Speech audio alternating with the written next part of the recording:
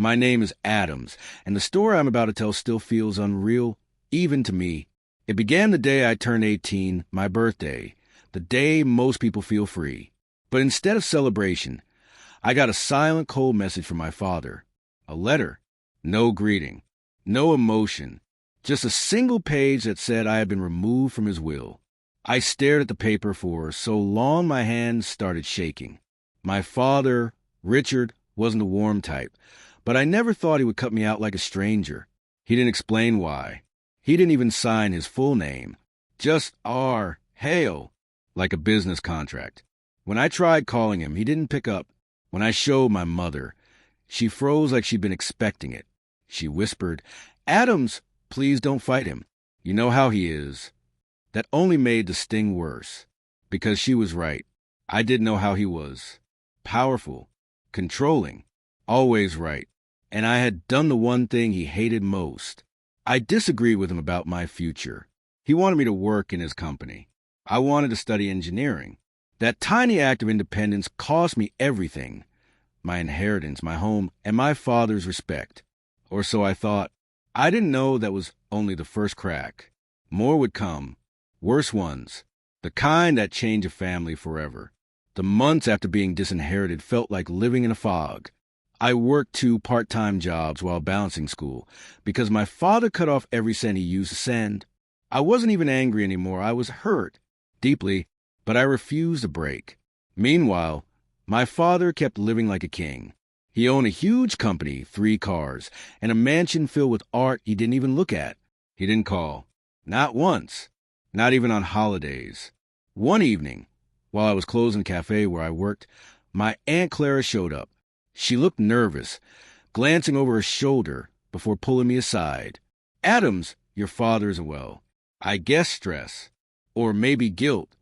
Though I doubted he could feel that." But Aunt Clara shook her head. "He's been in and out of the hospital. His kidneys. They're failing." I felt something heavy drop in my stomach. Kidney failure. That wasn't small. That was life-changing. But before I could react, she added something stranger. "He doesn't want you to know. He told the doctors not to contact you." That was a punch I didn't expect. Disinherited, ignored, and now erased? Still, a small part of me wondered if I should reach out. But just when I thought things couldn't get more twisted, Aunt Clara lowered her voice. "Your father is looking for a donor in the family." Her eyes locked on mine. "And Adams, you're the only match." I went home that night with my mind spinning. A kidney transplant wasn't like sharing money or giving advice. It was permanent, dangerous, life-changing. And the fact that he wanted to hide his illness from me made everything feel wrong.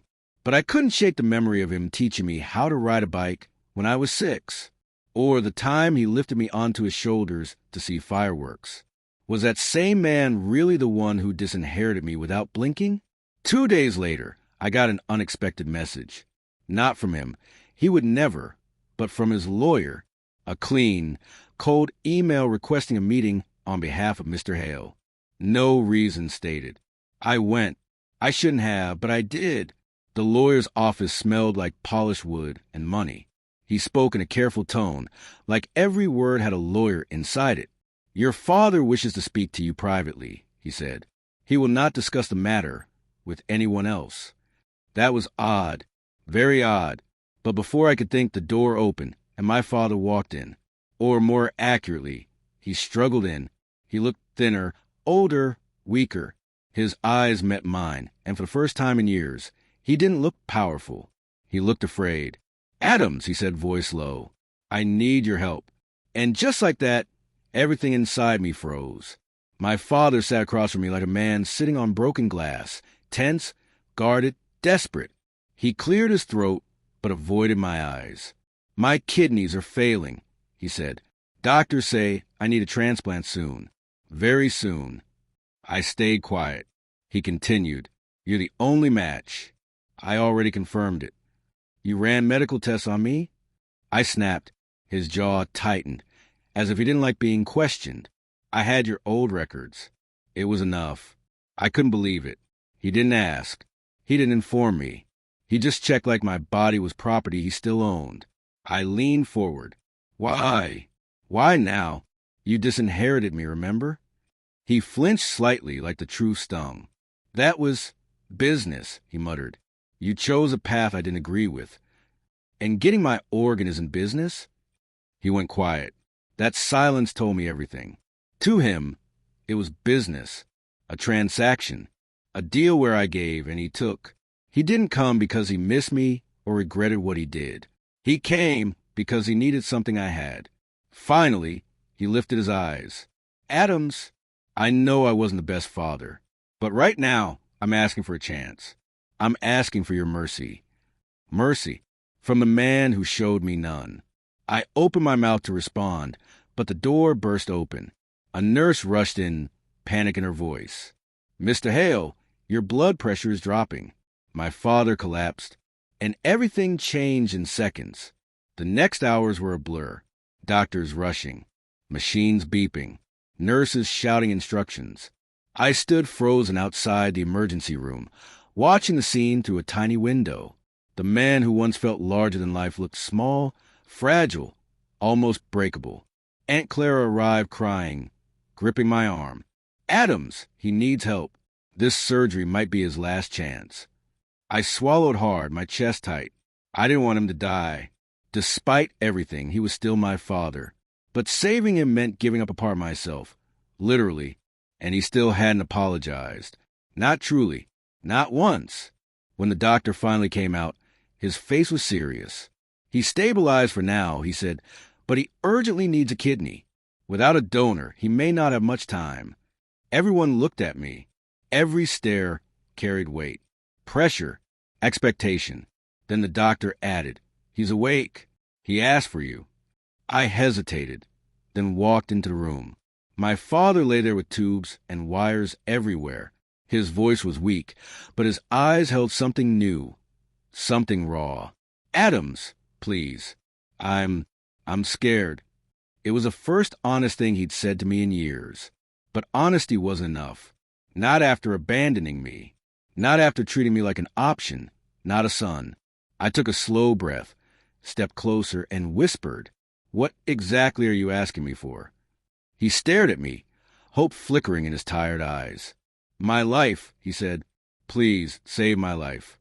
And right then, I realized the choice ahead of me would change everything. I stood at the foot of his hospital bed, trying to understand the mess in my chest. Anger, hurt, fear, and something I didn't want to admit, concern. My father watched me like every breath in his body depended on my next sentence. Why should I help you? I finally asked. He closed his eyes and sighed. Because I'm your father. That was the answer I knew he'd give. The one he always used when he wanted control. Being my father didn't stop you from cutting me out of your life. I said quietly. His jaw twitched. I was trying to force you into a better path. My own path was better. I shot back. For a moment, neither of us spoke. His monitors beeped slowly, like a countdown. He looked weak, but not weak enough to admit everything. And I needed the truth. Why did you really disinherit me? I asked. He didn't answer at first. Then his eyes shifted away. Because I didn't believe you'd stay loyal to the family business. That's it. I whispered. You threw me away because you didn't trust me to be your puppet forever? My voice cracked, and I hated that it did. He looked at me again, and for the first time, the mask dropped. Adams, I made mistakes. Too many, but I can't change them now.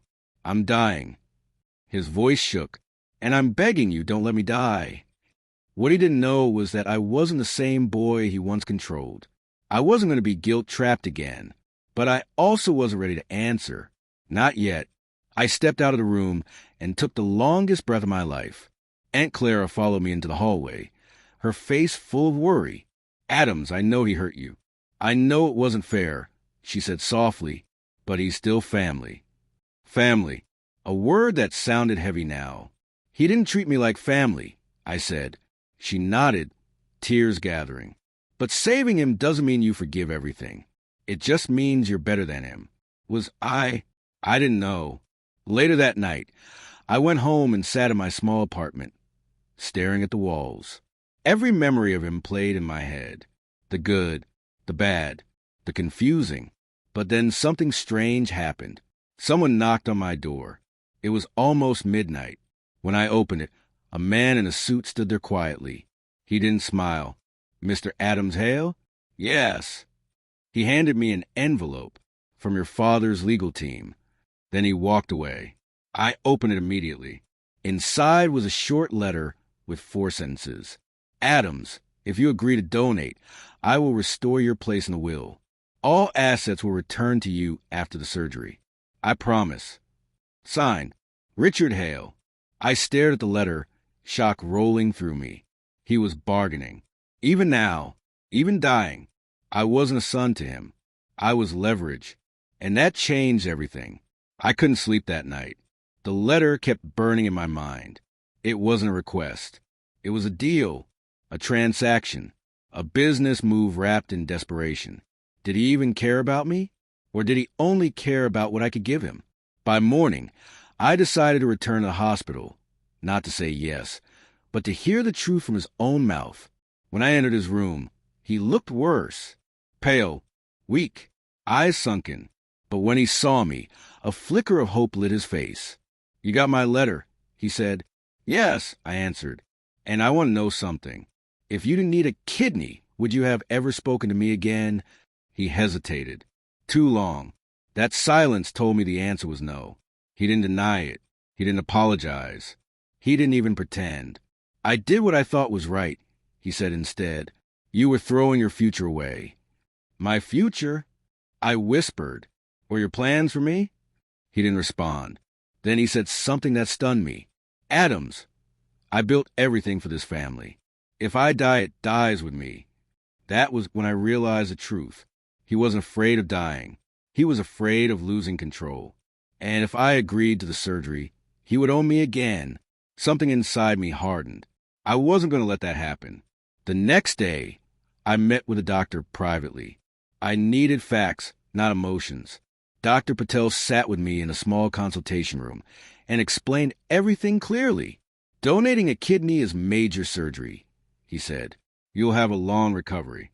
You may face health risks later in life." I swallowed, and for him, it could save him. But there's no guarantee. No guarantee. No promise. No certainty. And if I don't donate? I asked quietly. The doctor didn't look away. His chances are very low.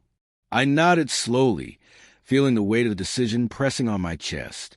After the meeting, I walked to the hospital courtyard. I needed air. As I sat on a bench, a woman approached me. She looked around 30, kind-faced but exhausted. "Are you Adams?" she asked.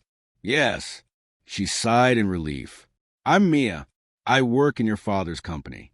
I probably shouldn't say this, but you need to know something."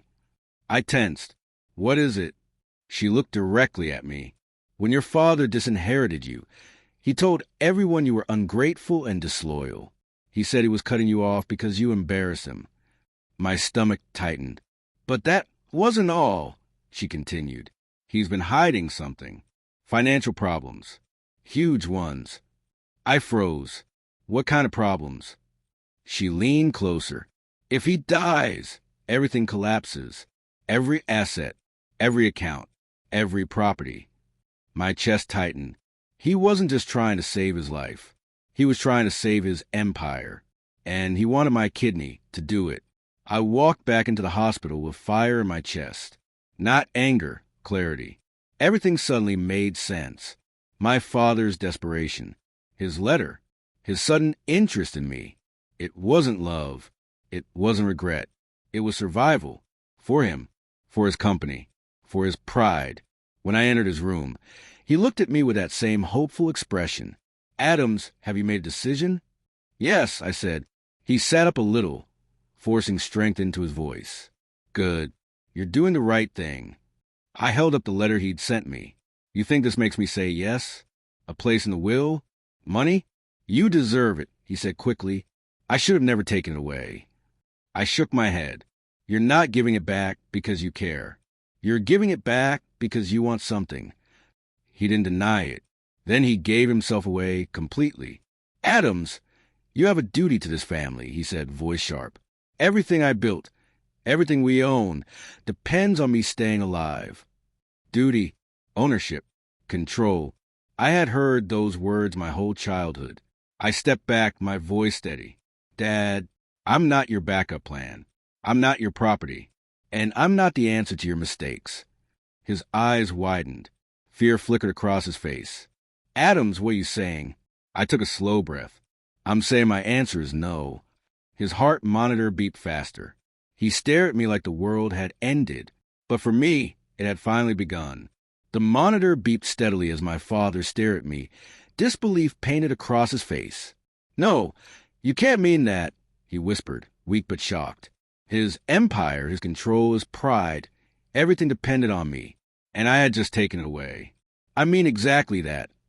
I said firmly, I won't risk my health to save someone who treated me like property. Your greed doesn't get a second chance. He coughed harshly, grabbing the sheet. Don't you understand? Without this, the company, it'll collapse. You'll ruin everything for everyone. I took a breath, my anger simmering beneath calm. I understand perfectly. And maybe this is the only way people see you for who you really are. Maybe this is a consequence of all your actions. The room was quiet except for the rhythmic beeping. His gaze shifted to the window. A storm had started outside, rain lashing against the glass. Adams! Please, he whispered finally. I'm begging you. I looked down at my hands. I could see his life slipping away in front of me, but I also saw my freedom rising. I wasn't a boy anymore. I wasn't trapped in his empire. You made your choice years ago, I said softly. Now it's my turn. The door opened suddenly. A nurse stepped in, concerned. Doctor says he's stable, but you should step out. He needs rest. I nodded, and as I left the room, I felt a strange mixture of sorrow, relief, and power. I had made the hardest choice of my life. I walked through the hospital hallway, my mind spinning. My father's pleading still echoed in my ears. I felt a twinge of guilt, but it was buried beneath clarity. For years, I'd been his pawn. Now I was free. When I reached the waiting area, Aunt Clara was there. Her eyes were full of worry. Adams, are you sure about this? She asked softly. I have to be, I replied. I can't undo the past, but I can decide my future. She nodded slowly, hesitating. He'll try to manipulate you. You know him. I know, I said, and I won't let him. The phone rang, startling us. I picked it up. It was Mia, the employee who warned me before. Adams, you need to know something, she said, her voice low. Your father, he's hiding more than his health. He's mismanaged funds. There are debts, hidden debts, and some people are already threatening to take the company down if he collapses. My stomach dropped. Greed, fear, and power. That was his world, and he wanted me to save it. Save him from the mess he created. I clenched my fists. I realized my decision wasn't just about him. It was about protecting myself. Protecting my life, my health, my sanity. And Adams, Mia whispered. He's counting on you to bail him out. If you step in, you'll become part of it. Forever. I hung up and exhaled. The choice was clear. I could either be part of his empire or walk away and let him face the consequences. The next day, the storm outside worsened. I returned to the hospital to check on my father. Though my mind was set, he looked weaker, eyes glazed over, barely able to sit up. Adams, you're still here, he rasped, voice weak. I thought you'd leave me. I considered it. I admitted, but I came to say something important. You need to face your choices, Dad.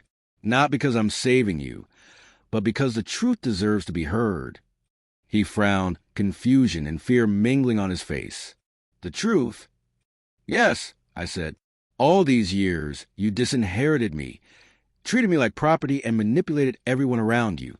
And now, you've begged for my help only because it suits you. His lips quivered. I did what I had to do. I was scared. You don't understand. I understand perfectly, I replied. I understand that power, fear, and greed consumed you, and now you get to face the consequences. He leaned back, a mixture of anger and desperation flashing in his eyes. "Adams, don't leave me like this." "I'm not leaving," I said softly. "I'm staying away. I won't be a tool for your survival. I'll be here as your son, but not as your backup plan." He let out a ragged breath. For the first time, the control he clung to slipped through his fingers. The storm outside raged as if reflecting the turmoil inside him. And in that moment, I realized something powerful. I wasn't just surviving his empire. I was taking my life back. Later that evening, I returned home. The apartment felt smaller, but safer. I sat alone, letting the weight of the last few days sink in. My father's empire, his health, his threats, none of it belonged to me anymore. A notification on my phone startled me. It was Mia again. "Adams, someone's asking questions about your father. Legal authorities. Creditors. They're investigating his finances. They want to know if you're involved." I froze. This wasn't just about him anymore. His empire was unraveling, and people might try to pull me into it. I realized then that saying no to him wasn't just an act of defiance. It was self-preservation. I poured a glass of water, staring at the storm outside. Rain pattered against the window like tiny reminders of the chaos I'd walked away from. Suddenly, my phone buzzed again. This time, it was a call from the hospital. My father's condition had worsened slightly. He was stable, but the doctor warned time was critical. I didn't hesitate. I stayed away, because this wasn't about revenge. This was about letting someone finally face the consequences of their actions. And sometimes, the hardest love is the love that walks away. 3 days later, the news hit.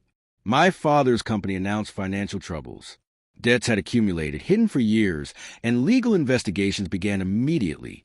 I watched from a distance, detached. I wasn't celebrating his misfortune. I was observing the natural consequence of years of manipulation, greed, and control. Aunt Clara called me, voice trembling. "Adams, it's all collapsing." I don't know what to do."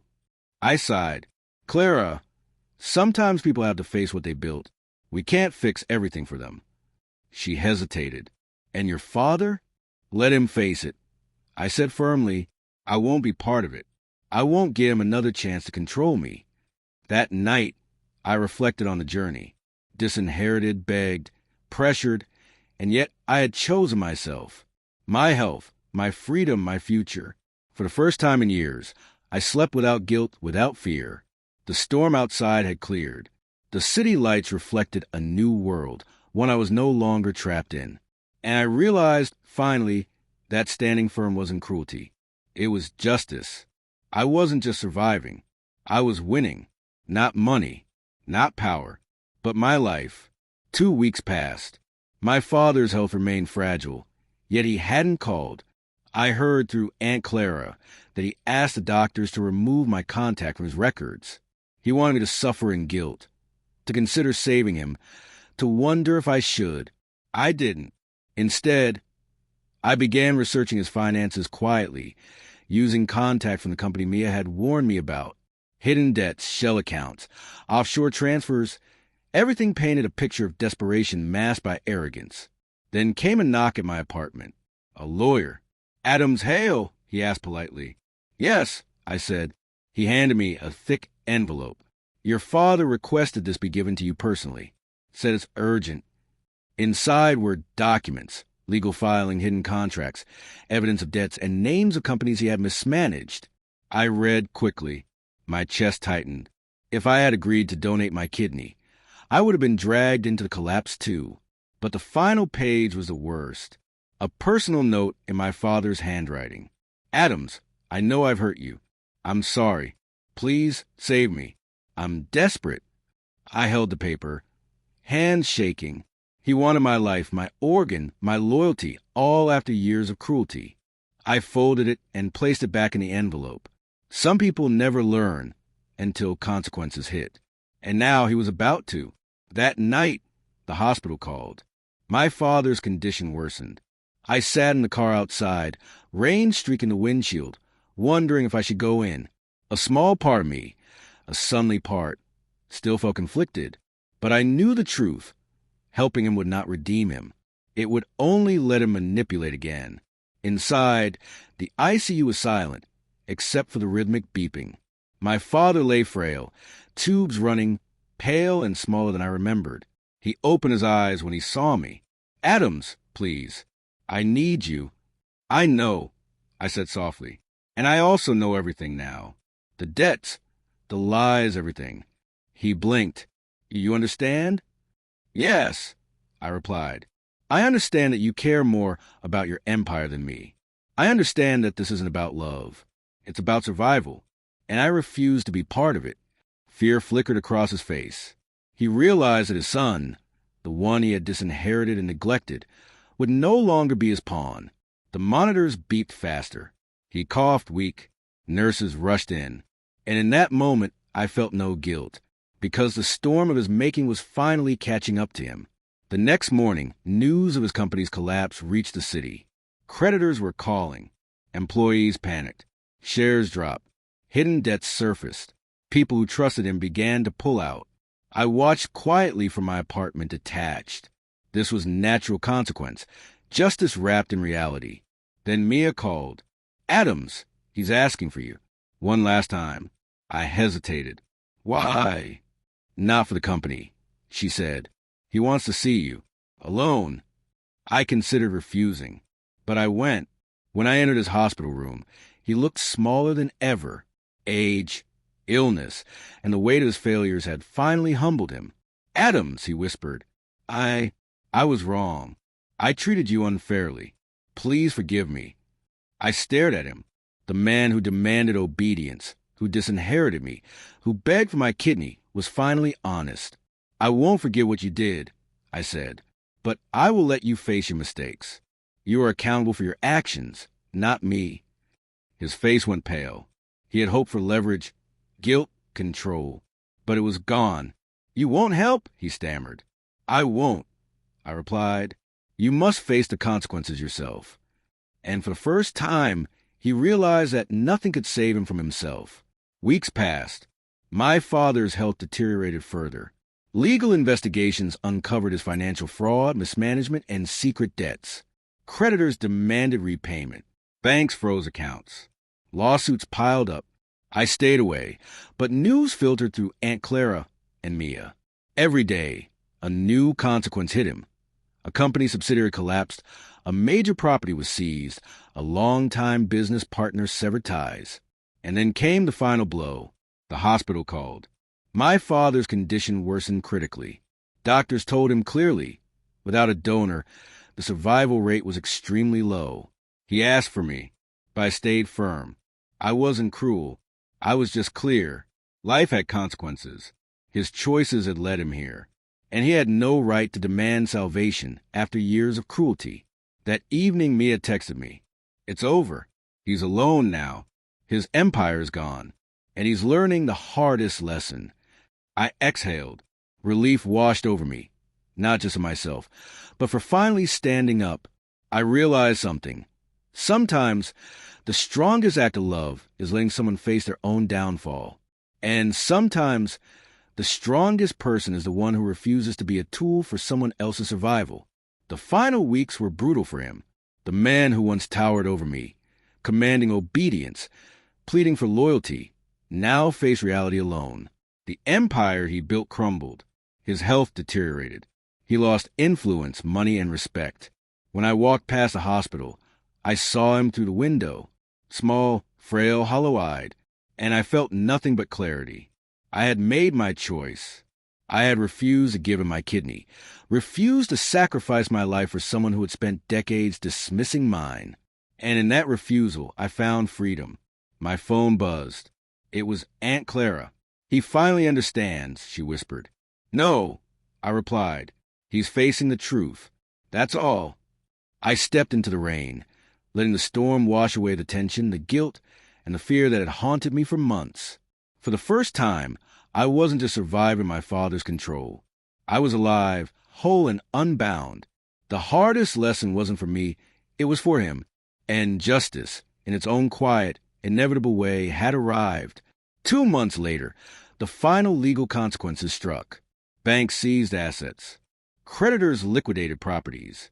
Investigators uncovered fraud and mismanagement hidden for years. My father, once untouchable, was now isolated, powerless, and dependent on the system he had tried to control.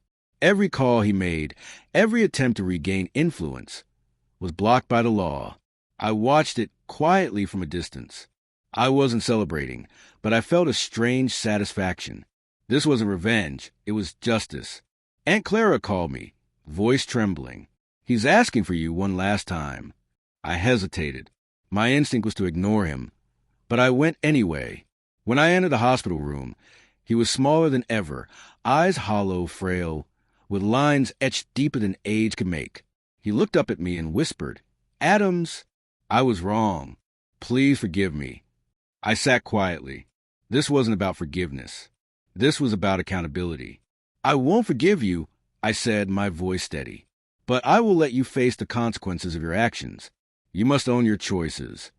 His face went pale, the realization settling in that no plea, no manipulation, no guilt could save him now. For the first time, he understood the weight of his life decisions. And for the first time, I felt free. Weeks passed. My father's condition worsened daily, but I didn't visit. I refused to let his manipulation resume, refused to allow him control over my life. Meanwhile, news of his empire collapsing spread. Properties were sold. Employees were let go. Partnerships ended. All the wealth and power he had once commanded dissolved into nothing. Aunt Clara updated me regularly. "He's asking for help, Adams." "He's scared," she said softly. I shook my head. "He has to face this. He made his choices. He cannot use fear to control me now." I thought back to every unfair rule, every harsh word, every time he tried to bend my will. Each memory strengthened my resolve. Then one evening, I received a note from the hospital. My father had finally requested a legal guardian. The court appointed someone to oversee his affairs. I realized he had finally lost everything: control, influence, and power. And I realized something else. Standing firm had been the hardest, yet most liberating choice I had ever made. I poured a glass of water, watching the sunset. My life was mine again. I had learned that love sometimes means walking away, that strength sometimes means refusing to be used, and that justice, quiet, inevitable, and moral, would arrive for everyone. Months later, life slowly returned to normal.